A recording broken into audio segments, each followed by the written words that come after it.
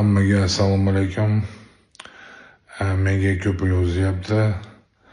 Ruslan aka, o'zbekcha gapirdingiz, maza qildik. Kimdir yozyapti.